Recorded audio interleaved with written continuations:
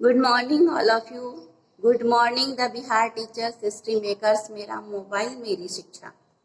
मैं अर्चना आर्यानी एक नए वीडियो के साथ पुनः आपके सामने उपस्थित हूँ।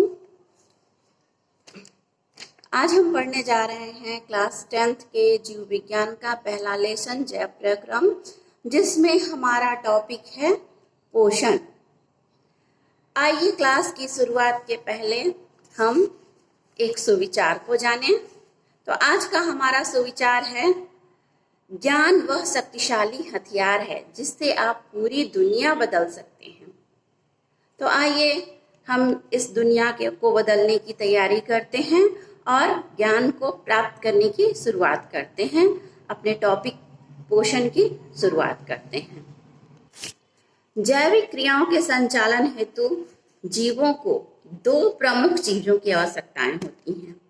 पहला, उपपचयी क्रियाओं के संचालन के लिए लगातार ऊर्जा की आपूर्ति, और दूसरा, टूटी फूटी कोशिकाओं के मरम्मत के लिए जीव द्रव्य का निर्माण।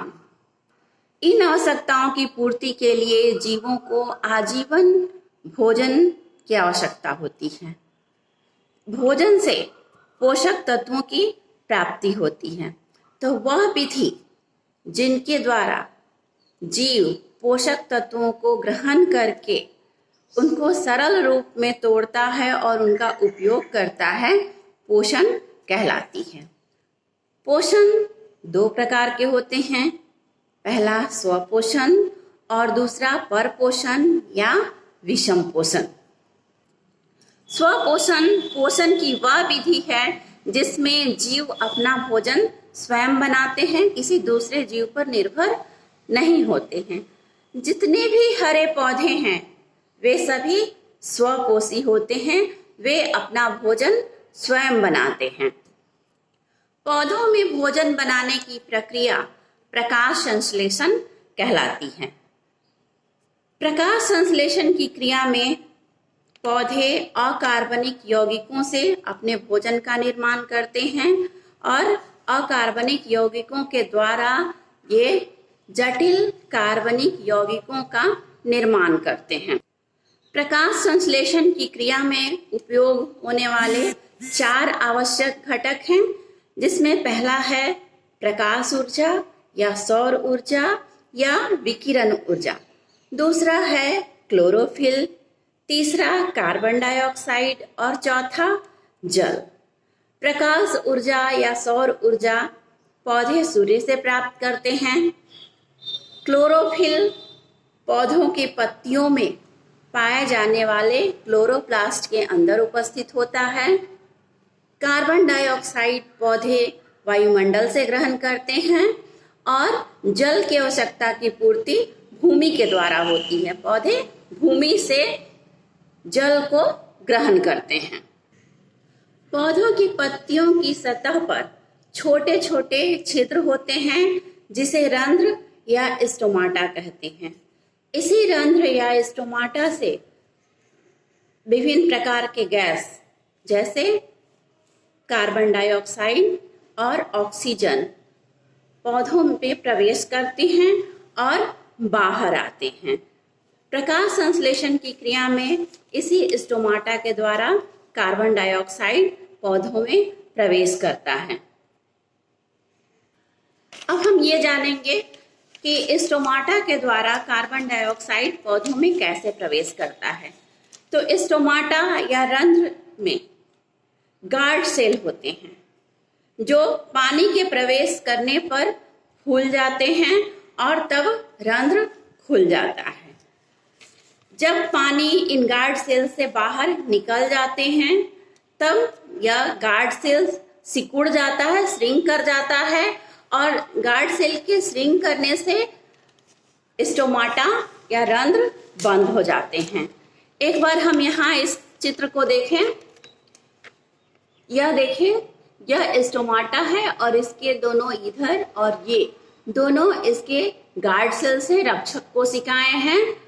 जब इन रक्षक कोशिकाओं में पानी प्रवेश करता है तो ये रक्षक कोशिकाएं स्वेल कर जाती हैं, फूल जाती हैं, और इनके फूलने से यह बीच का जो भाग है छिद्र, यह छिद्र खुल जाता है और तब वायुमंडल से कार्बन डाइऑक्साइड इस छिद्र में प्रवेश कर जाता है। फिर जब इन रक्षक कोशिकाओं से पानी निकल जाता है, ये रक्षक कोशिकाएं सिकुड़ जाती हैं और ये स्टोमाटा बंद हो जाता है।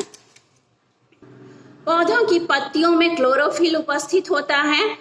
क्लोरोफिल का पहला काम है कि यह पौधों को हरा रंग देता है और दूसरा काम है यह सूर्य की ऊर्जा को अवशोषित करके उसे रासायनिक ऊर्जा में बदलकर ग्लूकोज के अणुओं के बंधन में संचित कर देता है।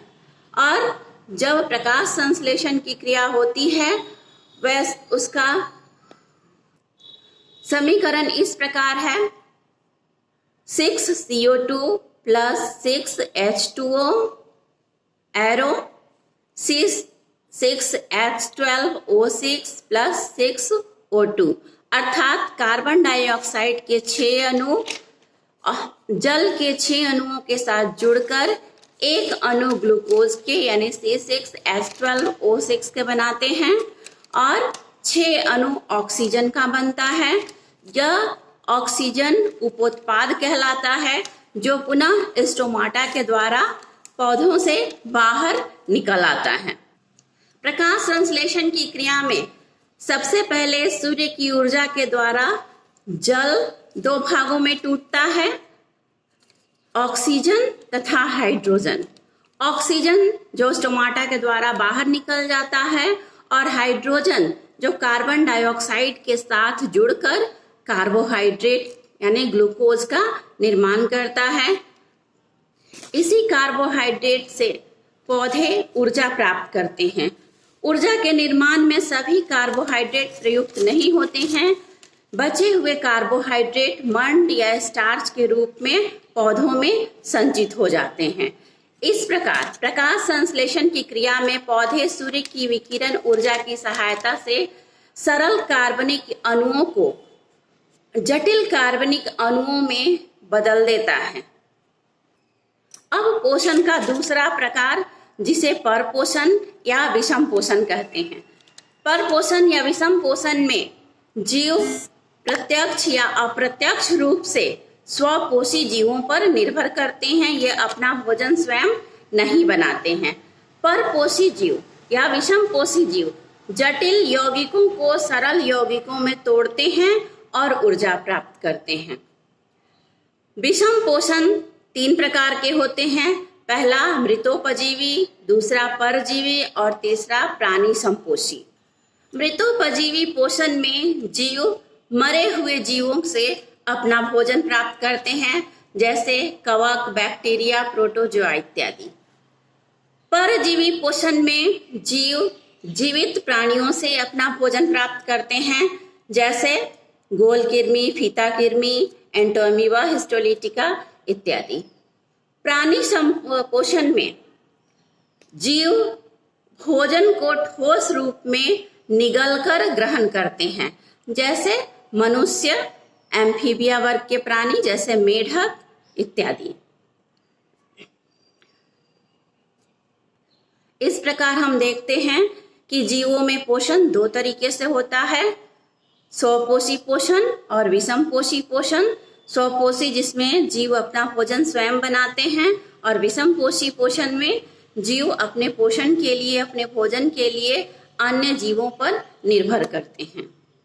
विषम पोषी पोषण पुनः 3 प्रकार के होते हैं, मृतोपजीवी, परजीवी और प्राणी संपोषी।